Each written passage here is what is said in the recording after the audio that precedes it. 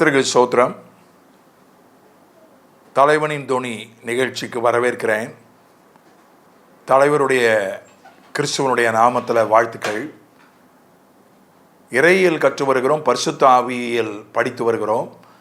அந்த வரிசையில் புதிய ஏற்பாட்டிலே ஆவியானவருடைய செயல்பாடுகளை கடந்த வகுப்பிலே நாம் ஆரம்பித்தோம். இந்த வகுப்பிலே தொடர்கிறோம்.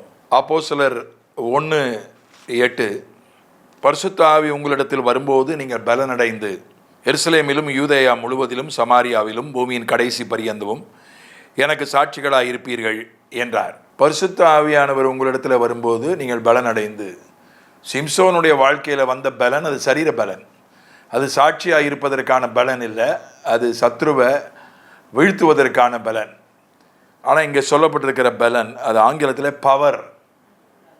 You shawl receive power. நீங்கள், அதுக்கு கிரேக்க வார்த்தை டைனமோ. டைனமைட் அப்படின்றது ஒரு வெடிப்பொருள், டைனமோ அப்படின்றது ஒரு மின்சாரத்தை உற்பத்தி பண்ணுற ஒரு சின்ன எந்திரம். இப்போ யூ ஷால் ரிசீவ் பவர், நீங்கள் வல்லமையை பெறுவீர்கள். இது எதற்கான வல்லமைன்னா சாட்சியாக இருப்பதற்கான வல்லமை. எந்த சூழ்நிலையிலும் எந்த இடத்திலும் பூமியின் கடைசி பரியந்தமும் வெவ்வேறு கலாச்சாரங்கள், வெவ்வேறு சீதோஷ்ணங்கள், வெவ்வேறு மதங்கள், வெவ்வேறு மொழிகள், வெவ்வேறு ஜாதிகள், அதன் நடுவிலும் வெவ்வேறு உணவு பழக்கங்கள், அவற்றின் நடுவிலும் சாட்சியாக இருக்கக்கூடிய ஒரு வல்லமை. இது ரொம்ப முக்கியம். சாட்சியாக சாட்சி சொல்லுவது கூட சொல்லிடலாம், சாட்சியாக இருக்கிறது தான் கஷ்டம். சாட்சியாக வாழ்வது, சாட்சி சொல்வதும் அதில் ஒரு பகுதி தான். நிச்சயமாக சாட்சி சொல்ல வேண்டும், அதை நான் குறைத்து சொல்லவில்லை. சாட்சி சொல்றதை விட சாட்சியாக வாழ்றது கஷ்டம். சாட்சி சொல்லணும். சில இடங்களில் இயேசுன்ற பேரை சொன்னாலே ஆபத்து, பிரச்சனை வந்துடும், துன்பம் வந்துடும், பாடு வந்துடும். இப்போ அங்கேயும் போய் நேரடியாகவோ மறைமுகமாகவோ சாட்சி சொல்வதற்கு ஒரு பலன் நமக்கு தேவை. அதே போல சாட்சியாக வாழ்வதற்கு, எல்லாரும் ஒரு மாதிரி வாழ்ந்துட்டு இருக்காங்க, நான் ஆண்டவருக்காக வசனத்தின்படி வாழ்கிறதுக்கு ஒரு வல்லமை தேவை. ஒரு வல்லமை இல்லைன்னா, இது ஒரு ஆவிக்குரிய வல்லமை, ஒரு மனோ வல்லமை, மனோபலன் எல்லாம் கலந்தது தான். மனசில் பலம் இல்லைன்னா இதை செய்ய முடியாது, அவருக்காக நிற்க முடியாது. எல்லாரும் அலுவலகத்தில் விக்கிர ஆராதனை பண்ணுறாங்க, நான் பண்ணாமல் அதை தவிர்த்து விட்டு தனியாக நிற்கணும்னா அதுக்கு ஒரு வல்லமை தேவை. எல்லாரும் லஞ்சம் வாங்குறாங்க அந்த அலுவலகத்தில், வாங்காட்டா கூட கவர் வந்துடும், பிரித்து கரெக்டாக பகிர்ந்து கவர் கொடுத்துருவாங்க. இல்லை எனக்கு வேண்டாம், நான் அதை வாங்க மாட்டேன்னு சொல்கிறதுக்கு ஒரு வல்லமை, ஒரு பலம் தேவை. அந்த மாதிரி ஒரு பலனை ஆவியானவர் தருகிறார். பாய் ஃப்ரெண்டு கேர்ள் ஃப்ரெண்டு இல்லைன்னா கேவலம். காலேஜில் பள்ளிக்கூடத்தில் கேர்ள் ஃப்ரெண்டு இருந்தால் தான் கௌரவம், கேர்ள் ஃப்ரெண்டு இருந்தால் தான் ஆம்பளைனே ஒத்துக்கிறான், நண்பர்கள். அப்படி ஒரு சூழ்நிலை. பாய் ஃப்ரெண்டு இருந்தால் தான் அழகு, உனக்கு அழகு இருக்குது அப்படின்னே தோழிகள் ஒத்துக்கிறாங்க. அது ஒரு கௌரவ பிரச்சனையாகவே இருக்குது. இல்லை எனக்கு பாய் ஃப்ரெண்டே இல்லை, எனக்கு பாய் ஃப்ரெண்டு வேண்டாம், கேர்ள் ஃப்ரெண்டு இல்லை, கேர்ள் ஃப்ரெண்டு வேண்டான்னு ஒரு நிலைப்பாடு எடுக்கிறதுக்கு ஒரு பலம் தேவை, ஒரு வல்லமை தேவை. ஒரு சாட்சியாக இருப்பதற்கு ஒரு பலன் தேவை. அந்த பலனை ஆவியானவர் கொடுக்கிறார். பூமியின் கடைசி பரியந்தமும் சாட்சியாக இருப்பதற்கான வல்லமை, பலன். அதே போல் யோவான் 16:8 ஆவியானவர் உலகத்தை கண்டித்து உணர்த்துகிறார். நமக்குள்ளே இருந்து நம்மை சுற்றி இருக்கிற உலகத்தாரை அவர் கண்டித்து உணர்த்துகிறார். 7 படிக்கிறேன். நான் உங்களுக்கு உண்மையை சொல்கிறேன், நான் போகிறது உங்களுக்கு பிரயோஜனமாக இருக்கும். நான் போகாதிருந்தால் தேற்றரவாளன் உங்களிடத்தில் வரார். நான் போவேனே ஆகில் அவரை உங்களிடத்திற்கு அனுப்புவேன். அவர் வந்து பாவத்தை குறித்தோ நீதியை குறித்தோ நியாய தீர்ப்பை குறித்தும் உலகத்தை கண்டித்து உணர்த்துவார். அவர் என்னை விசுவாசியாதபடினாலே பாவத்தை குறித்தும், அவர்கள் என்னை விசுவாசியாதபடினாலே பாவத்தை குறித்தும், நீங்கள் இனி என்னை காணாதபடிக்கு நான் என் பிதாவினிடத்திற்கு போகிறபடினாலே நீதியை குறித்தும், இந்த உலகத்தின் அதிபதி நியாயம் தீர்க்கப்பட்டதினாலே நியாய தீர்ப்பை குறித்தும் கண்டித்து உணர்த்துவார். அவர் தேற்றரவாளன், பரிசுத்த ஆவியானவர் உலகத்தை கண்டித்து உணர்த்துவார். உலகம்னா ரட்சிக்கப்படாதவங்க. இப்போ எனக்குள்ள ஆவியானவர் இருக்காரு, என்னை சுற்றி இருக்கிற ரட்சிக்கப்படாதவங்களை கண்டித்து உணர்த்துவார். பாவத்தை குறித்து கண்டித்து உணர்த்துவார். பாவத்தை குறித்து அவர்களுக்கு உணர்வு இல்லாத போது, தான் செய்கிறது பாவம்னு உணராத போது நீ செய்கிறது பாவம்னு கண்டித்து உணர்த்துவார். நீதியை குறித்து கண்டித்து உணர்த்துவார். நீதி, சுயநீதி, என்னுடைய நீதி போதாது, எனக்கு தேவனுடைய நீதி தேவைன்னு ஒரு உணர்வை கொடுப்பார். நியாய தீர்ப்பை குறித்து கண்டித்து உணர்த்துவார். நியாய தீர்ப்பு உண்டு, நான் பாவம் செய்தால் எனக்கு நியாய தீர்ப்பு உண்டு, நான் செய்த பாவங்களுக்கு ஒரு நியாய தீர்ப்பு உண்டு என்று ஒரு உணர்த்துவார். ஒரு கண்டித்து உணர்த்துவார். சாதாரண ஒரு உணர்த்துதல் அல்ல. ஒரு மயில் இறகால் வருடுவது போல ஒரு சின்ன உணர்த்துதல் அல்ல. இது கண்டித்து உணர்த்துவது. இது குத்துவது, டாக்டர் ஊசி போடுவது போல குத்துகிற ஒரு உணர்த்துதல்.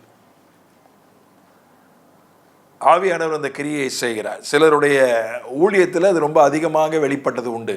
குறிப்பாக சார்ல்ஸ் ஃபின்னி போன்ற தேவ மனிதர்களுடைய ஊழியத்தில் இந்த கண்டித்து உணர்த்துதல் அதிகமாக வெளிப்பட்டு, அவர் ஒரு இடத்துல போனாலே அவங்க பாவ உணர்வடைந்து அழுவாங்க. அவர் ரயிலில் பயணம் செய்யும்போது, அவர் அந்த ரயில் போகிற வழியில் இருக்கிற ஊரில் இருக்கிறவங்களாம் கூட பாவ உணர்வடைந்து அழுதுருக்காங்க. இன்னொரு ஊழியக்காரரை அவர் ஒரு ஹோட்டலுக்கு போயிருந்தார். அங்கே அவரை பார்க்குறதுக்கு ரொம்ப கூட்டம் கூடிடுச்சு. அதனால் அவரை ஹோட்டலின் பின்பக்கமாக அழைத்து கொண்டு வெளியே போனார்கள். சமையலறையின் வழியாக அழைத்து கொண்டு போனார்கள். சமையலறை வழியாக அவர் போகும்போது சமையலறையில் இருக்கிறவங்களெல்லாம் பாவ உணர்வடைந்து அழுதார்கள். சிலருக்கு அது அபரீதமாக, அளவுக்கு அதிகமாக செயல்படுது. ஆனால் எல்லாருக்கும் இது செயல்படுகிறது. எனக்குள்ள ஆவியானவர் இருந்தால் சுற்றி இருக்கிறவங்களுக்கு கூட உணர்த்துறார். சார்ல்ஸ் ஃபின்னி, டிஎல் மூடி, ஜான் வெஸ்லி போன்ற ஊழியக்காரர்களுடைய ஊழியத்தில் அது அதிகமாக காணப்பட்டது இந்த உணர்த்துதல். ஆனால் நமக்கு கொஞ்சம் மிதமாக, குறைந்தபட்சமாக நம்முடைய வாழ்க்கையில் காணப்படுகிறது. ஆனால் கண்டிப்பாக அவர் உணர்த்துவார். அதே போல் அவர் வரங்களை பகிர்ந்து கொடுக்கிறார். 1 கொரிந்தியர் 12:4 வரங்களிலே வித்தியாசங்கள் உண்டு, ஆவியானவர் ஒருவரே. ஊழியங்களிலேயும் வித்தியாசங்கள் உண்டு, கர்த்தர் ஒருவரே. கிரியைகளிலேயும் வித்தியாசங்கள் உண்டு, எல்லாருக்குள்ளும் எல்லாவற்றையும் நடப்பிக்கிற தேவன் ஒருவரே. வரங்களிலே வித்தியாசங்கள் உண்டு, ஆவியானவர் ஒருவரே. ஆவியானவர் என்ன செய்கிறார்? 8 1 கொரிந்தியர் 12 எப்படி எனில் ஒருவனுக்கு ஆவியினாலே ஞானத்தை போதிக்கும் வசனமும். 11 1 கொரிந்தியர் 12 இவைகளையெல்லாம் அந்த ஒரே ஆவியானவரே நடப்பித்து தமது சித்தத்தின்படியே அவனுக்கு பகிர்ந்து கொடுக்கிறார். ஆவியானவர் இந்த வரங்கள், அந்த 9 வரங்கள், ஞானம், அறிவு, விசுவாசம், குணமாக்குதல், அற்புதங்கள், தீர்க்க தரிசனம், பகுத்தறிதல், பாஷைகள், வியாக்கியானம், இந்த 9 வரத்தை ஆவியானவர் தம்முடைய சித்தப்படி பகிர்ந்து கொடுக்கிறார். இந்த பகிர்ந்து கொடுக்கறது ரொம்ப கஷ்டமான ஒரு வேலை. எப்போவுமே இந்த பகிர்ந்து கொடுக்கும்போது தான் பிரச்சனை வந்துடும். முதல்ல சபையில் ஏற்பட்ட பிரச்சனை தான் முதல் பிரச்சனையே. உணவை பகிர்ந்து கொடுக்கும்போது, பந்தி பரிமாறும்போது ஒரு சாராருக்கு நல்லபடியாக பரிமாறினாங்க, ஒரு சாராருக்கு சரியாக பரிமாறலைன்னு ஒரு புகார். இந்த சர்விங் அப்படின்றது அது சர்வர் அப்படின்றாங்க. பேரர், வெயிட்டர் அப்படின்ற வார்த்தைகளும் உண்டு. இந்த பந்தி பரிமாறுகிற வேலை செய்கிறவங்களுக்கு பிரபலமாக சொல்லப்படுற வார்த்தை சர்வர். சர்வர்னா சேவை செய்கிறவர். அது ஒரு கஷ்டமான பணி. அதிகமாக வச்சுட்டா வீணாயிரும், குறைவாக வச்சுட்டா வருத்தப்படுவாங்க. குறிப்பறிந்து வைக்கணும், கேட்டு வைக்கணும். ஆளை பார்த்து வயசை பார்த்து, சின்ன பிள்ளைக்கு நிறையா வச்சிடக்கூடாது, பெரியவங்களுக்கு கொஞ்சமாக வச்சிடக்கூடாது. அப்படி பார்த்து செய்கிற வேலை தான் பகிர்ந்து கொடுக்குற வேலை, சர்விங். இங்கிலீஷில் சர்விங் தான் சொல்கிறாங்க. சர்விங் அப்படின்றது தொண்டு செய்வது, சேவை புரிவது என்கிற அர்த்தத்தை கொடுக்கிறது. ஆவியானவர் வரங்களை அவருடைய சித்தப்படி பகிர்ந்து கொடுக்கிறார். 9 வரம் இருக்கு. 9 வரம் கூட ஒருத்தருக்குள்ள இருக்கலாம், ஆனால் ஒரு வரம் தான் அதிகமாக வேலை செய்யும். நானும் 9 வரமும் வேணும்னு வாலிபத்தில் ரொம்ப ஜெபம் பண்ணியிருக்கிறேன், உபவாசத்தெல்லாம் ஜெபிச்சிருக்கிறேன். குறிப்பாக அற்புதங்களை செய்யும் சக்தி வரத்துக்காக நான் ரொம்ப ஜெபம் பண்ணியிருக்கிறேன். அற்புதங்கள் 1-2 சில அற்புதங்கள் சில நேரங்களில் நடந்திருக்கிறது, இல்லை என்று சொல்லவில்லை. ஆனால் பல நேரங்களில் பல அற்புதங்கள் என் ஊழியத்தில் நடந்ததில்லை. சில நேரங்களில் சில அற்புதங்கள் நடந்திருக்கிறது. எனக்கு அதிகமாக என்னிலே வேலை செய்கிற வரம் ஆவிகளை பகுத்தறியும் வரம். மனிதனுக்குள்ளே இருக்கிற சுபாவம், மனிதனுக்குள்ளே இருக்கிற ஆவி எப்படிப்பட்டது என்று அவனுடைய சுபாவத்தை பகுத்தறிகிற, சுபாவத்தை பற்றிய வெளிப்படுத்தலை பெறுவது. ஒருவனுக்குள்ளே ஏதாவது அசுத்த ஆவி இருக்கா, எப்படிப்பட்ட அசுத்த ஆவி இருக்கிறது என்கிற வெளிப்படுத்தலை பெறுவது. தேவனுடைய பிரசன்னம் எப்படி வெளிப்பட்டிருக்கிறது, எப்படி ஆவியா தேவன் எப்படி வெளிப்பட்டிருக்கிறார் என்கிற வெளிப்படுத்தலை, தேவனுடைய பிரசன்னத்தை பற்றிய வெளிப்படுத்தலை பெறுவது. தேவ தூதர்களுடைய செயல்பாடுகளை பற்றிய வெளிப்படுத்தலை பெறுவது. இதெல்லாம் ஆவிகளை பகுத்தறிய வரோம். அதில் ஒன்று வசனத்தை பற்றிய வெளிப்பாடு. வசனம் ஆவியாக இருக்கிறது, அந்த வசனத்தை பற்றிய ஒரு வெளிப்பாடு. அதுதான் என்னில் கொஞ்சம் அதிகமாக வேலை செய்யுது. கொஞ்சம் அறிவு வரம் உண்டு, கொஞ்சம் ஞான வரம் உண்டு, கொஞ்சம் தீர்க்க தரிசனம் உண்டு, கொஞ்சம் குணமாக்கும் வரங்கள் உண்டு. ஆனால் அதிகமாக வேலை செய்கிறது, பல நேரங்களில் அதிகமாக வேலை செய்கிறது இந்த ஆவிகளை பகுத்தறியும் வரம்தான். ஆனால் நான் ஆசைப்பட்டு உபவாசம் இருந்து ஜெபம் பண்ணதெல்லாம் அற்புதங்களை செய்யும் சக்தி, அது எனக்கு அதிகமாக கொடுக்கப்படலை. இதுதான் அதிகமாக கொடுக்கப்பட்டிருக்கு. அவருடைய சித்தப்படி ஆண்டவர் பரிசுத்த ஆவியான ஒரு வரங்களை பகிர்ந்து கொடுக்கிறார். ஆனால் நிச்சயமாக ஏதாகிலும் ஒரு வரமாகிலும் ஒருவருக்கு நிச்சயமாய் கொடுப்பார். நம்ம விரும்பி கேட்கலாம், விரும்புங்கள். 1 Corinthians 14 சொல்கிறது, தீர்க்க தரிசன வரத்தை விரும்புங்கள், ஞான வரங்களை விரும்புங்கள். நம்ம விரும்பலாம், கேட்கலாம். ஆனால் அவருடைய சித்தப்படி தான் நமக்கு கொடுக்குறார்.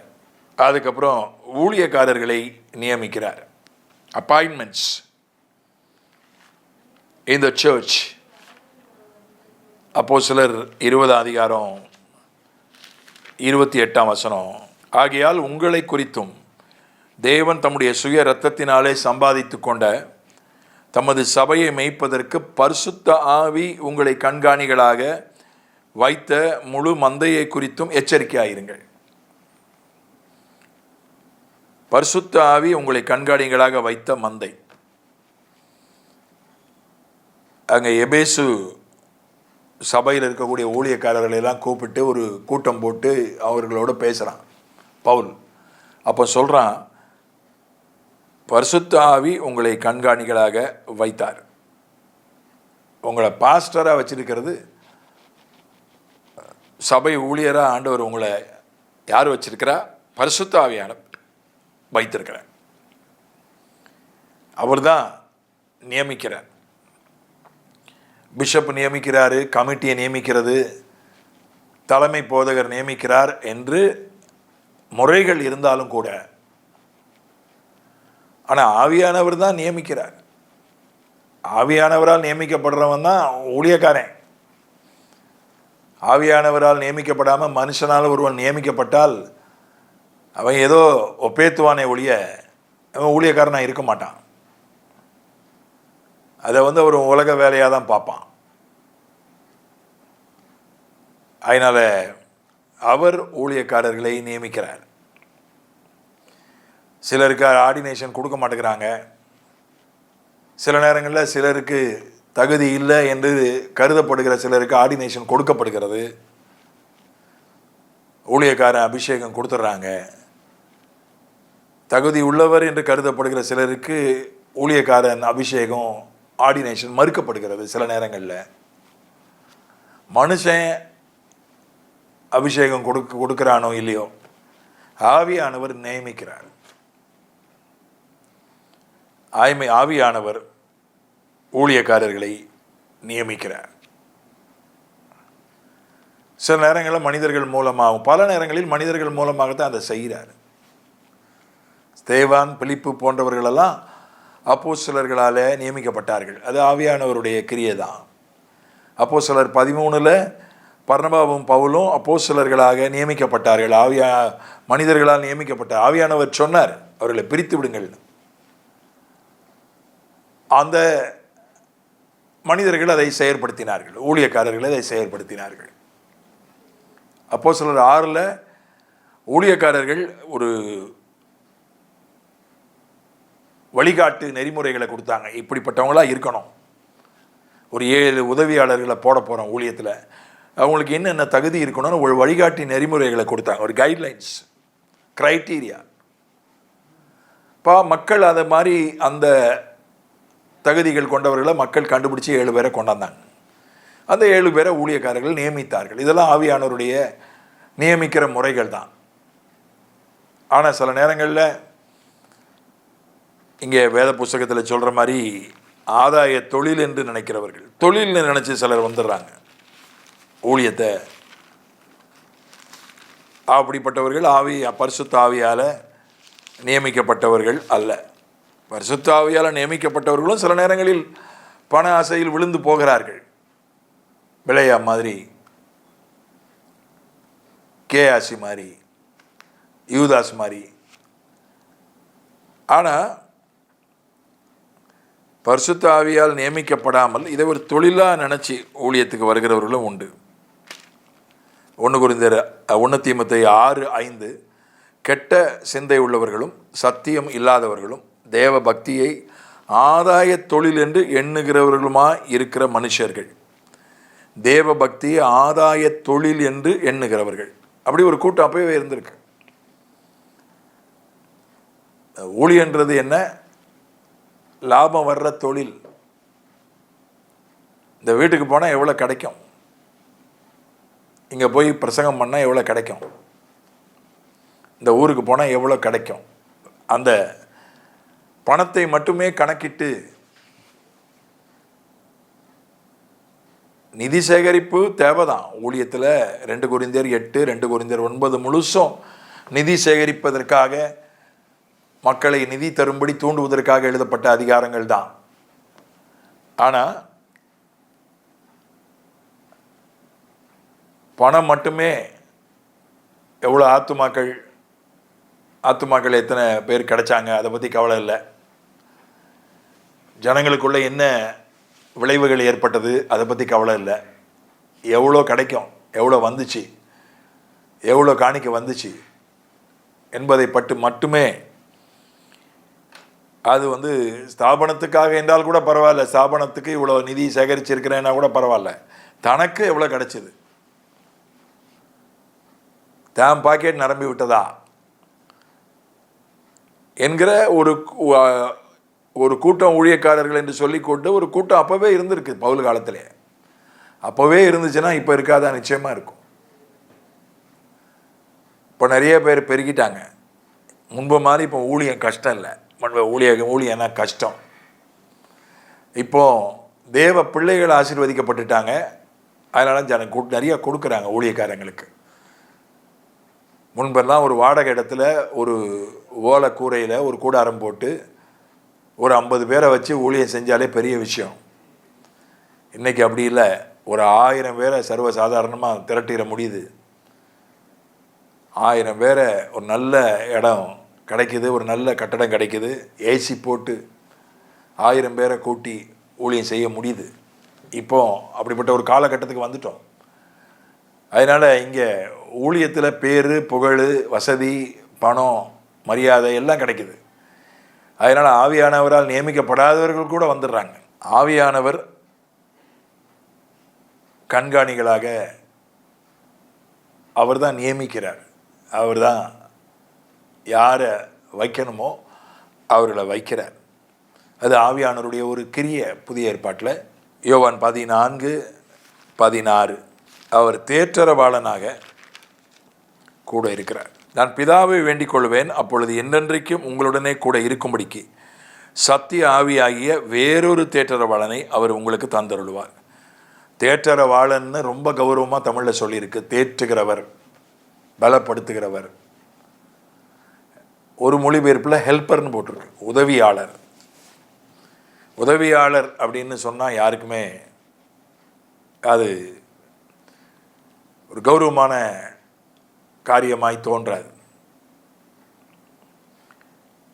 என்னுடைய அசிஸ்டண்ட் அப்படின்னு சொன்னால் அது ஒரு பெரிய நிலையாக யாரும் எடுத்துக்கொள்வதில்லை. ஹெல்ப்பர், ஒரு கொத்தனார் இருப்பார், அவருக்கு ஒரு ஹெல்ப்பர் இருப்பார். கையாள் அப்படின்னு சொல்கிறோம், சித்தாள், பெரியாள் அப்படின்னு சில இடங்களில் சொல்கிறாங்க. ஒரு மேஸ்திரி இருப்பார், ஒரு உதவியாள், ஒரு ஹெல்ப்பர் இருப்பார். ஹெல்ப்பர் தான் போட்டிருக்கு. ஆவியானவரை ஒரு மேஸ்திரி, அவர் ஒரு மேஸ்திரியாக இருப்பார், அவர் ஒரு அதிகாரியாக இருப்பார்னு போடலை. அவர் ஒரு உதவியாளர், அசிஸ்டண்ட். பிடி அசிஸ்டண்ட்டுன்னு இருக்காங்க, ஹெட்மிஸ்டர்ஸ், ஹெட்மாஸ்டர்னு ஒருத்தருங்க இருக்காங்க.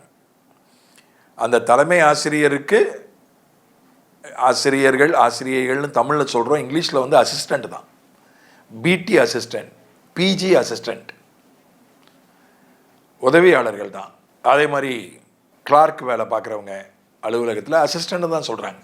ஜூனியர் அசிஸ்டண்ட், சீனியர் அசிஸ்டண்ட், குமஸ்தா வேலை, கிளார்க் வேலை பார்க்குறவங்களுக்கு அதிகாரப்பூர்வமான ஒரு பதம் அசிஸ்டண்ட் தான், ஹெல்ப்பர் தான். ஆவியானவரும் அவர் இன்னும் சொல்லப்போனால் ஸ்டாண்ட் பை ஹெல்ப்பர். மூல மொழியில், கிரேக்க மொழியில் தேற்றரவாளன் என்பதற்கு ஸ்டாண்ட் பை ஹெல்ப்பர். அதாவது சப்ஸ்டிடியூட். தேவைப்பட்ட ஒரு ஹெல்ப்பர் ஒருத்தர் இருப்பார், அவர் ஒருவேளை லீவு போட்டுட்டா தற்காலிகமாக இவரை கூப்பிட்டுக்கலாம். அப்படிப்பட்ட ஒரு ஹெல்ப்பராக தான் ஆவியானவர் தன்னை கிறிஸ்து தன்னையும் ஆவியானவரையும் சொல்கிறார். அவர் ஒரு பக்கம், அவர் நம்முடைய தேவன், நம்முடைய ராஜா, நம்முடைய ஆண்டவர், அதெல்லாம் அவருக்கு கீழ்ப்படியணும், அவருக்கு பயப்படணும், அவருக்கு நம்மை ஒப்பு கொடுக்கணும், அதெல்லாம் ஒரு பக்கம் இருந்தாலும் இன்னொரு பக்கத்தில் கிறிஸ்து தேற்றரவாளன், வேறொரு தேற்றரவாளன் யார் என்று கேட்டால் ஆவியானவர். அவர் ஒரு உதவியாளராக கூட இருக்கிறார். புதிய ஏற்பாட்டில் அப்படி ஒரு பழைய ஏற்பாட்டில் ஒரு செயல்பாடு அப்படி கிடையவே கிடையாது. புதிய ஏற்பாட்டில் தான் அப்படி ஒரு செயல்பாடு. ஆவியானவர் அவர் நமக்கு உதவி செய்கிறவராக, நம்முடைய பலவீனங்களில் நமக்கு உதவி செய்கிறார். ரோமர் 8 படிக்கிறோம். ஜெபத்தில் நமக்கு உதவி செய்கிறார். ஜெபத்தில் நம்ம பலவீனப்படும் போது என்ன ஜெபம் பண்ணுறதுனே தெரியல. சிலர் கேட்பாங்க, 1 மணி நேரம் என்னங்க ஜெபம் பண்ணுறது? 10 நிமிஷத்தில் என் ஜெபம் முடிஞ்சிடும். எனக்கு என்ன தேவையோ அதை நான் கேட்குறேன், 10 நிமிஷத்தில் முடிஞ்சிருது. ஆனால் மொபைலில் பேச சொன்னால் பேசுவாங்க, 2 மணி நேரம் பேசுவாங்க நண்பர்கள்ட்ட. அப்போ ஆவியானவர் தான் உதவி செய்கிறார். நீ நண்பர்கிட்ட பேசுகிற மாதிரி பேசு, மொபைலில் நண்பர்கிட்ட பேசுகிற மாதிரி பேசு. ஆவியானவர் உதவி செய்கிறார். என்னெல்லாம் பேசணும், யாரை பற்றி ஜெபம் பண்ணணும், யாரை பற்றி ஜெபத்தில் பேசணும், எதை பற்றி பேசணும், ஆவியானவர் உதவி செய்கிறார், எடுத்து கொடுக்குறார். அந்த மாதிரி நம்முடைய வாழ்வில் ஆவியானவர் உதவி செய்கிறார். ஒரு ஸ்டாண்ட் பை ஹெல்ப்பர், ஒரு உதவியாளராக நம்முடைய வாழ்க்கையில் வருகிறார். அதனால் இந்த ஆவியை பெற்றுக்கொள்ளுங்கள். பெற்றுக்கொண்டவர்கள் அவரை பயன்படுத்தி கொள்ளுங்கள். பிதாவே, இயேசுவின் நாமத்தில் நீர் வரங்களை பகிர்ந்து கொடுக்கிறதற்காக ஸ்தோத்திரம். உணர்த்துவதற்காக, எங்களுக்குள்ளே இருந்து கொண்டு சுற்றி இருக்கிறவர்களை நீர் உணர்த்துகிறதுக்காக ஸ்தோத்திரம். வரங்களை உம்முடைய சித்தப்படி பகிர்ந்து கொடுக்கறதற்காக ஸ்தோத்திரம். ஊழியர்களை நீர் நியமிக்கிறதுக்காக ஸ்தோத்திரம். இங்கே தான் பிரச்சனையே ஆண்டவரே. மனுஷனாக நியமித்து அப்படி ஒரு ஊழியக்காரன் வந்து அதில் பல பிரச்சனை ஏற்படுது.